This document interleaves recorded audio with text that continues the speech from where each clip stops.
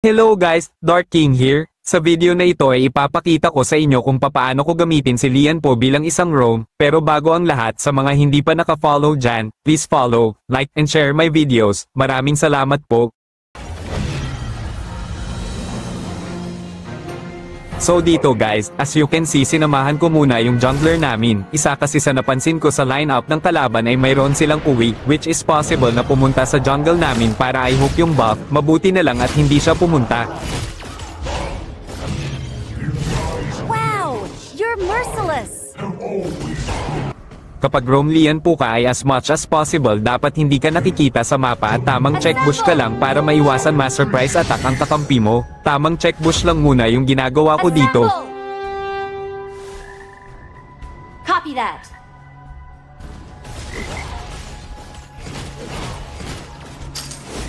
You're the goat.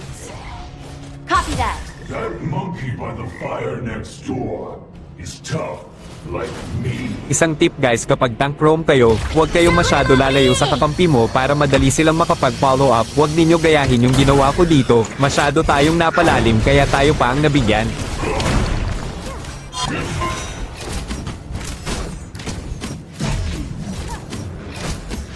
Bawi na lang, pre. Besides this body. Kaka-respawn nga lang pala natin dito guys at nakita ko sa bottom lane na may kalaban at mukhang kayang-kaya naman namin kaya binigyan na namin.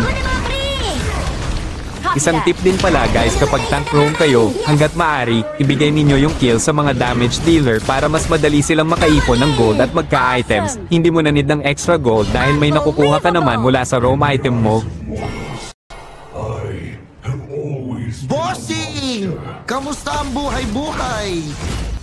Dito guys ay check ko lang sana yung blue ng kalaban, kaso nakita kong may kumukuha ng farm dito kaya nag-abang ako at nag-signal sa mga kasama ko. Sakto lumapit yung mage namin at sinabihan kong magpa-bait para masisi ko yung kalaban at ito ang mga nangyari.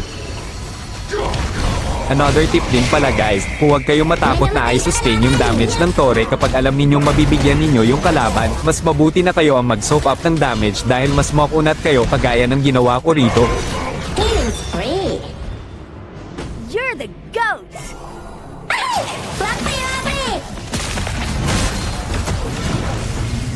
pain I endured when my body was forged. Ultimate not Dito ready guys yet. ay nag-rotate tayo dito sa farm lane para tulungan yung marksman natin. Kaso nabigyan siya dito. Pero buti na lang at nakabawi kami, nabigyan namin yung tatlo dito guys. Buti na lang magaling yung jungle namin at mabilis na nakaka-back up sa amin. Andiyan ang overlord at tyrant mga pre! Basag ang tower shield! Catapults! Mobaw! Double kill! Awesome. Dito nga guys ay binabantayan ko yung jungle namin in case na may sumubok umagaw ng tyrant.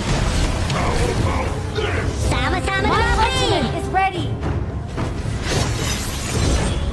Isang tip din pala kapag magsaset kayo guys, siguraduhin ninyo na uunahin nyo yung damage dealer ng kalaban para hindi sila maka-free hit. May namatay sa kalaban! Yes! May namatay sa kalaban! Yes! Bossing! Kamusta ang buhay-buhay? Yun lang muna sa ngayon. Kung may nakalimutan man akong tips and tricks ay comment nyo lamang guys. Maraming salamat and enjoy the rest of the video. Easy kill! Nakabasa tayo ng turret mga pre! Legendary! Copy. Dalawa niyo lang pre! Killing spree! Oops. Copy that. Ultimate not ready yet.